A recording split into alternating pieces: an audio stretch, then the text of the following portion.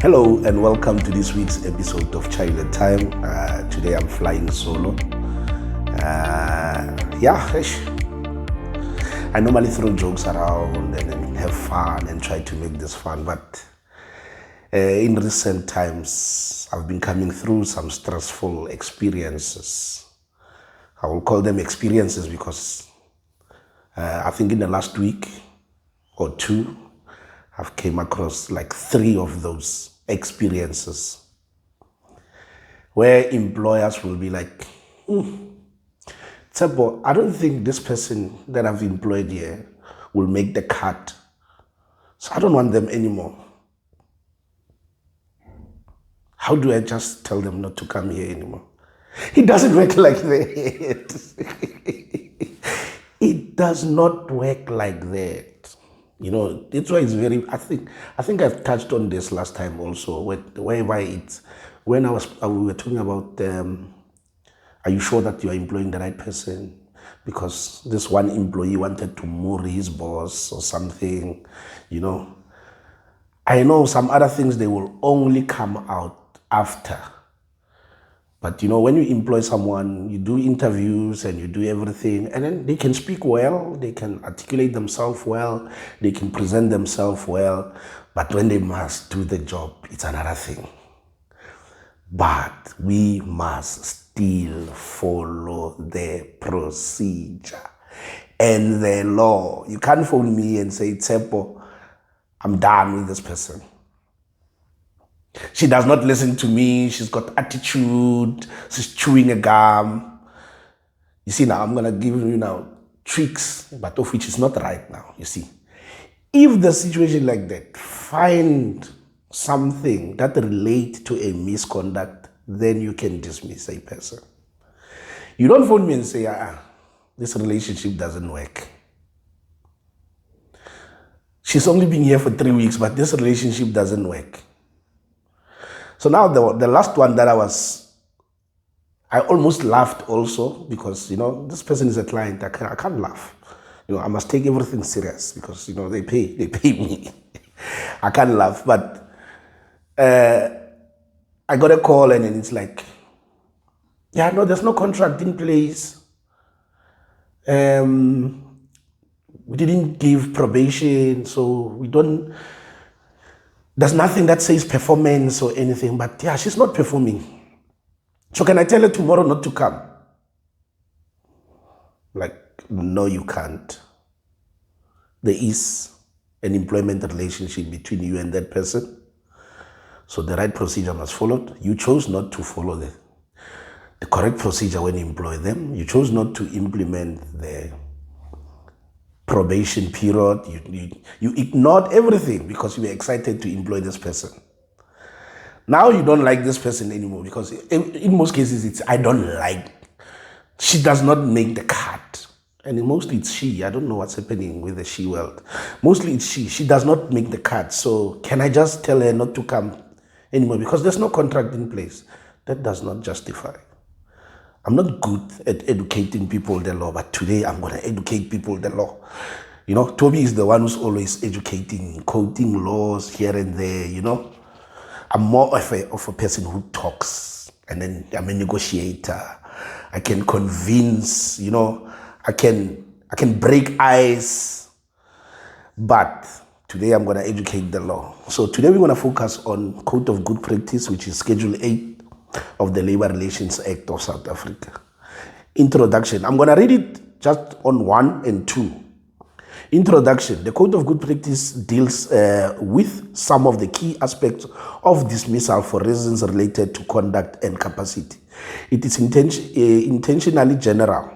Each case is unique and departures from the norms established by the code may be justified in proper circumstances. For example, the number of employees employed in an establishment may warrant a different approach. This act emphasizes the primary of the collective agreement. This code is not intended as a substitute for disciplinary codes and procedures where these are the subject of collective agreement or the outcome of joint decision making by an employer and a workforce forum. So we are guided by the law.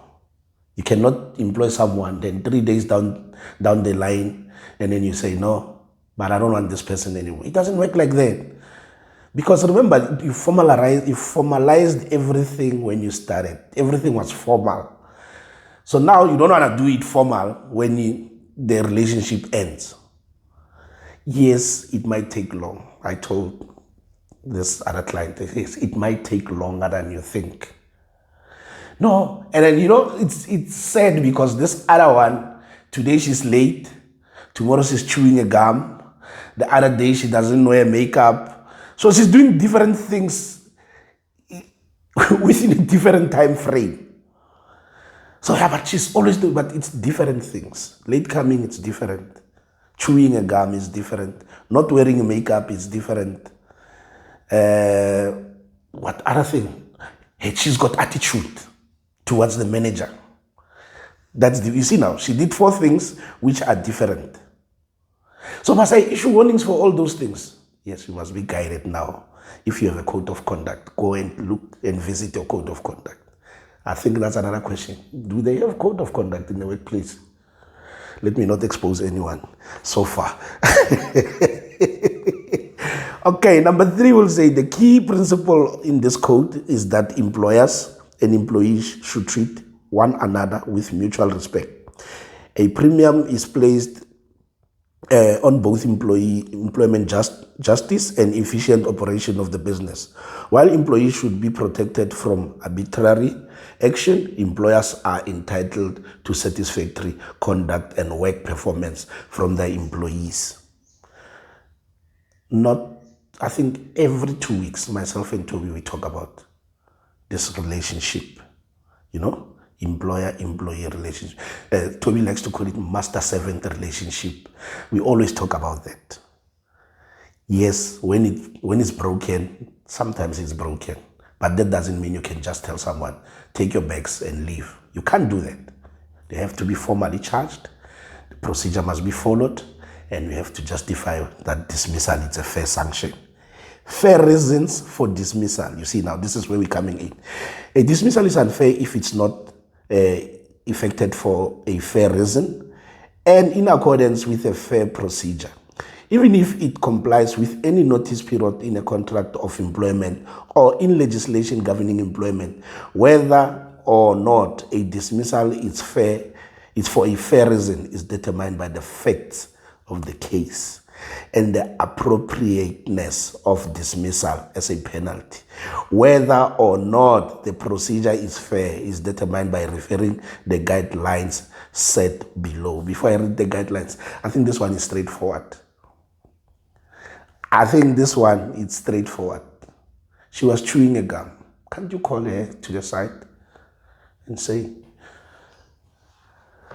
Miriam, it's not appropriate. You are working in a restaurant. It's not appropriate for you to stand there waiting to serve guests and now start chewing a gum. Does not look good.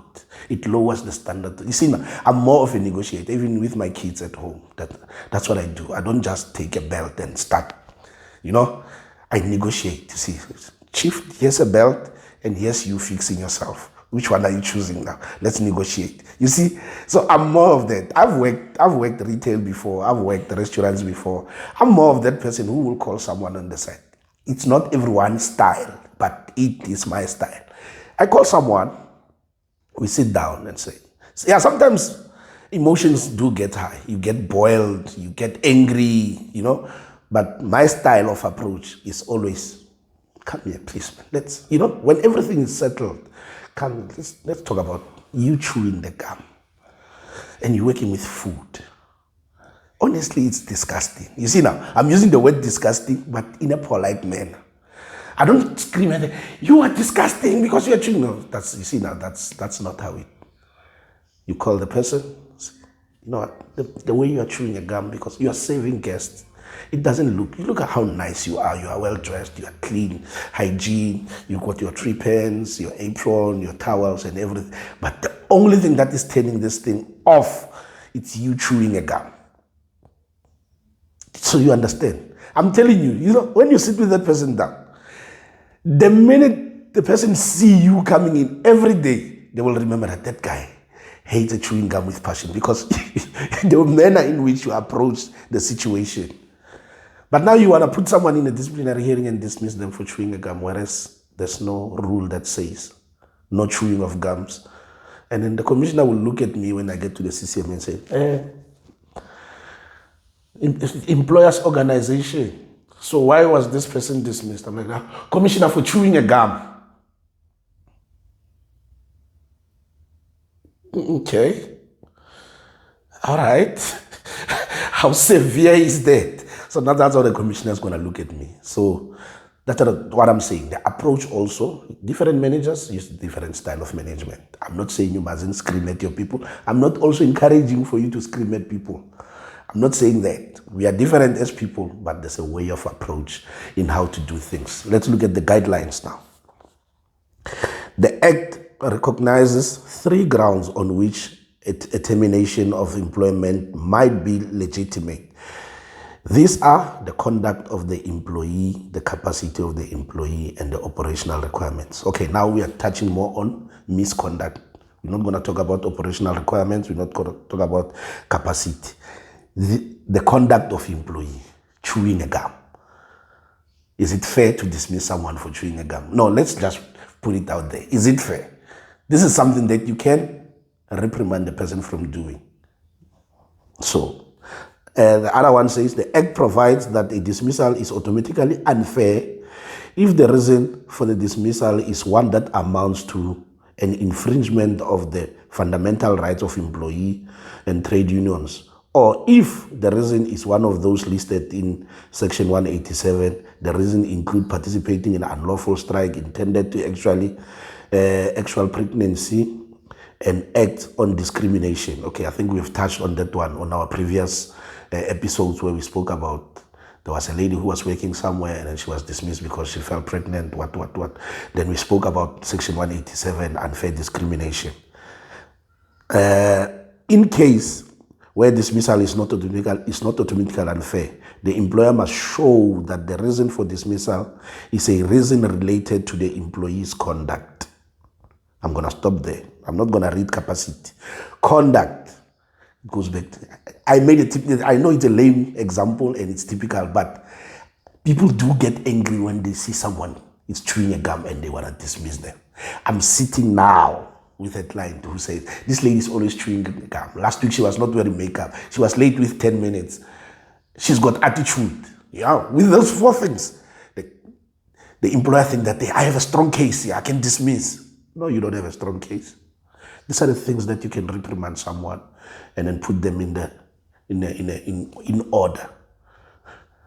This won't affect your finances of the business if someone is chewing a gum or they're giving attitude. These are things that you can correct. That's why there is this measure of correctiveness. If the employer fails to do that or fails to prove that dismissal was affected in accordance with a fair procedure, then dismissal is unfair.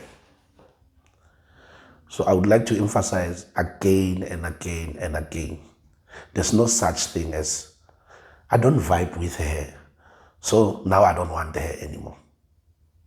There must be a valid reason to dismiss someone. Yes, the person can be a burden. Yes, the person can be a different person from the person that you employed who was seeking for a job. Because, when people seek for a job, they are the humblest in this world. Humble, humble, humble. People are humble when they're looking for jobs. He can even offer you to wash your car, unprovoked. When it's not busy in the office, Fridays, I can take all the executive cars and wash them. Unprovoked, they can say that. Because they need a job. But once they got a job, they're going to tell you. I conducted a hearing about 2 days ago. This gentleman cost the company 300,000 rand. According to him, he went and read on Google. Remember we spoke about Google lawyers? He went on read on Google and said, it was not intentional. So therefore the company cannot charge me with negligence. But I don't think he read the difference between negligence and gross negligence. He cost the company 300,000 rand. The company had a project. He was instructed to go and do a counting of accessories that they were going to install in that facility. Twice, he was asked, are you sure that you got correct numbers? He confirmed with his manager, yes, I'm sure. Manager drafts the quote, send the quote to the client approves the quote. It comes back, project starts. There's one flaw that the guy didn't count the accessories. Sorry. Now, the manager must go back to the client and say, hey, we quoted you wrong. So when they look at the cost of the material they're going to need for that floor that the guy miscounted, it comes to the cost of 300,000. But now the manager is scared to break the trust of a client. He went and sourced the money elsewhere so that they can finish this project and it can be on the profile. You see now. But what is the result of this? The project is not profitable. Actually, it comes with a cost of 300,000. My Google guy is like, no, the company cannot charge me with this. I went on Google and I made a research on Labor Relations Act because he translated as Google, but he doesn't understand the true definition and the meaning and then how it's interpreted. You know, I always say that about the Bible, but a story for another day. You know, this one preacher will interpret this way, this one preacher will interpret this way. But at the end of the day, as a chairperson, I have to make a determination on that. You see now, whether there was an instruction that was given. Yes, there was an instruction. There is a witness who was there when the instruction was given. When he was asked, are you sure that you counted everything? He confirmed. Said, yes, I counted everything. Everything is here. The quote was sent, comes, project started. As they were about to finish the project, there's one flaw that they don't have stock to replenish that flaw. They did a separate quote on that flaw. It comes to a cost of 300K. Now they can't now, after a month, and go to the client and say, client, we messed up here. The client can say, okay, you messed up. Okay, that's your mess. And also now they don't want to lose the client. You see now, it's a risk also now of breaking the trust of a client and employer's relationship. So, but some people don't look at it that way. But yeah, today, moral of the story was, I don't say after 3 weeks, I don't vibe with a person, so they must go. You will fall in a trap of paying someone for 12 months settlement. You are at the risk of doing that. Most people, they will say, I want my job back, but I'm not advising for you to do that. But I'm advising, let's still follow the procedure. Thank you for watching. I hope this was educational enough. I know I'm a guy with jokes, but today I was very serious. You can even see my facial expression. Hope you like and subscribe and put your comments down there so that we can interact. See you next time. Bye.